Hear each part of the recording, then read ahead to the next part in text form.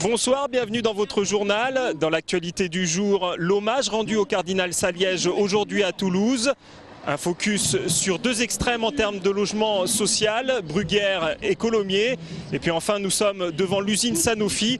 La mobilisation de ses employés est le fait majeur du jour. Les jeudis de la colère continuent devant l'usine Sanofi. Aujourd'hui, des salariés venus de Paris, de Montpellier et d'autres sites sont venus prêter main forte à leurs collègues toulousains. Qui ferme le site de Toulouse, c'est complètement nul, quoi. On a besoin de tout le monde. On est totalement solidaires avec Toulouse, sachant que nous, à Montpellier, on est impacté aussi. Et puis voilà, tous les secteurs peuvent être impactés par la suite, donc autant que tout le monde s'y mette maintenant. Nous, on est un site chimie qui se trouve à Aramon, c'est à 10 km d'Avignon. Et donc, si la recherche est touchée par des suppressions d'emplois, des suppressions de sites, nous, on n'aura plus de molécules à faire parce qu'on n'aura plus d'emplois non plus. Il faut montrer à la direction que nous, on est déterminés à sauver nos emplois et puis que nous, on ne veut pas que au nom du profit des actionnaires, la recherche se barre ailleurs. Touchés par la solidarité de leurs confrères, les salariés toulousains espèrent toujours éviter la fermeture du site et la suppression de plus de 600 emplois. Mais le moral n'est pas au beau fixe. Non, rien ne change. Il y a eu une annonce faite le 5 juillet. Depuis, on marine dans notre jus, là. On attend et peut-être qu'on aura des informations à la fin du mois. Clairement, sur le site de Toulouse, on sent que l'avenir est parfaitement pas du tout radieux. Donc oui, c'est pas simple. Ce qui est très marquant quand même, c'est que les gens continuent à travailler, les gens croient encore en ce qu'ils font. Ils croient moins à la boîte, mais ils croient encore beaucoup à ce qu'ils font. Donc heureusement qu'ils ont ça pour continuer à travailler. Un comité de groupe extraordinaire où le projet de réorganisation pourrait se préciser se tiendra début octobre. Symboliquement, en fin de mobilisation, 700 à 800 manifestants ont défilé devant l'Oncopole. Coup de tonnerre dans le monde économique aujourd'hui après l'annonce du projet de fusion entre EADS et British Aerospace. Ce mariage historique donnerait naissance à un géant, le leader mondial de l'aéronautique civile et militaire et de l'électronique, en face de l'américain Boeing. Depuis sa création il y a 12 ans, EADS peinait à s'imposer outre-Atlantique. BAE, entreprise britannique spécialisée dans la défense et l'aérospatiale, est l'un des principaux fournisseurs du Pentagone. Elle a réalisé 24 milliards d'euros de ventes aux États-Unis en 2011. La fusion EADS-BAE, si elle a lieu, pourrait créer un véritable mastodonte, 30% plus fort que Boeing en termes de chiffre d'affaires. Derrière ce qui ressemble fort à un complot, Tom Enders, le président exécutif de EADS, aurait mis un sérieux coup d'accélérateur à ce projet de recomposition européenne de l'aéronautique et de la défense en juin dernier. Mais avant de fusionner, EADS et BAE doivent obtenir l'accord de leurs actionnaires. Ils se donnent jusqu'au 10 octobre pour annoncer une transaction. Alors que le Sénat vient de voter le relèvement de 20 à 25% du taux obligatoire de logement social dans les communes, la Haute-Garonne affiche des profils très différents en la matière. Focus sur deux extrêmes, Bruguière, commune de 5000 habitants dont le taux de logement social est de 5%, et Colomiers qui avec ses 30% fait figure de bon élève et se place en tête du classement. Une politique de longue date qui a débuté dans les années 60 avec l'implantation d'activités aéronautiques. Nous avons eu depuis cette date-là une politique de mixité urbaine avec des logements sociaux qui sont répartis sur tout le territoire columérin et un développement urbain de la ville qui a été fait, on va dire, au fur et à mesure avec des ZAC publiques et urbaines qui ont été conduites par la ville directement. Ce qui a supposé, bien entendu, des réserves foncières qui ont été engagées de longue date et qui permettent aussi aux bailleurs sociaux de développer leur politique sur la ville.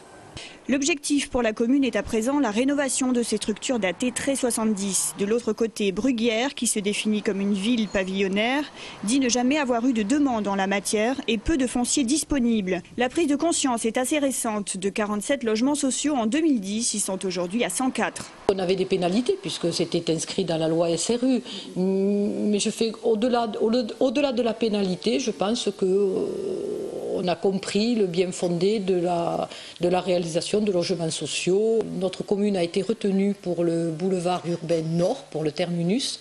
Donc nous sommes bien sûr très satisfaits et nous avons gelé des terrains de manière à ce que des constructions soient faites et nous demanderons donc bien sûr aux promoteurs et aux bailleurs de réaliser au moins 50% de logements. Donc d'ici à 6 ans, l'objectif fixé par la loi SRU sera atteint. Avec ce frein supplémentaire, le plan local de l'habitat qui jusqu'en 2015 ne permet pas à la commune de construire plus de 50 habitats par an. Hommage au cardinal Saliège, cet homme de foi qui avait pris position sur les déportations de juifs dans les camps de concentration pendant la Seconde Guerre mondiale, en ordonnant le 23 août 1942 dans toutes les paroisses de son diocèse une lecture, reste marquée dans la mémoire des Toulousains pour son combat contre le racisme et l'antisémitisme. Monseigneur Le Gall, 70 ans plus tard, s'est inspiré de cet homme pour lui aussi parler des problèmes concernant, lui, les Roms. Je me suis engagé dans ce sens-là il y a 2 années parce que j'avais pris la parole au moment où il y avait eu des actes perpétrés contre les Roms qui est un peu excessif, ce qui n'a pas été bien reçu partout, vous le savez bien.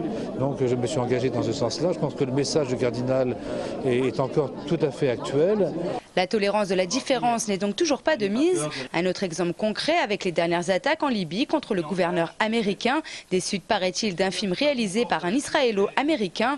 La responsable du peuple juif en Haute-Garonne nous donne donc son point de vue. Si effectivement ce film a cette origine-là, c'est regrettable, mais il y a des imbéciles partout. Il n'en demeure pas moins que la réaction à Benghazi me semble excessive.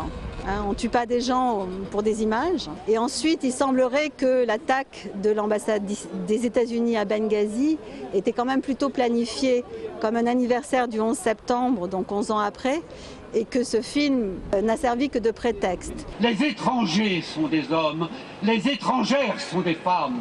Ils font partie du genre humain. Ils sont nos frères comme tant d'autres. Depuis 2 jours, la diffusion d'un film anti-islam enflamme le monde arabe.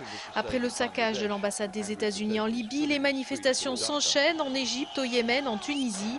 Hasard du calendrier, à Toulouse, c'est la fin du colloque Convivencia, de l'art de vivre ensemble. Ces intervenants livrent une analyse aiguisée de l'actualité. Je constate, c'est que c'est une répétition.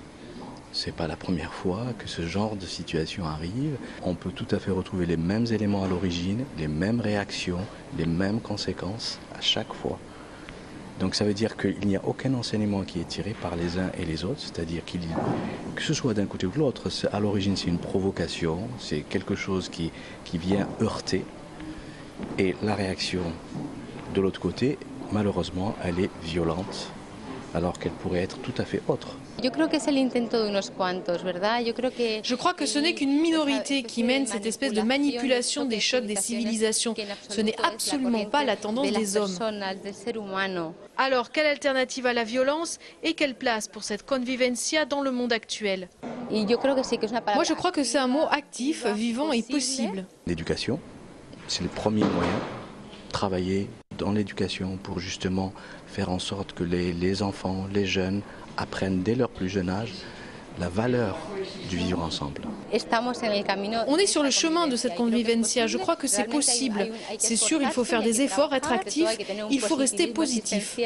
À Benghazi, les contre-manifestants ont commencé à s'exprimer afin de défendre l'image d'un islam pacifiste.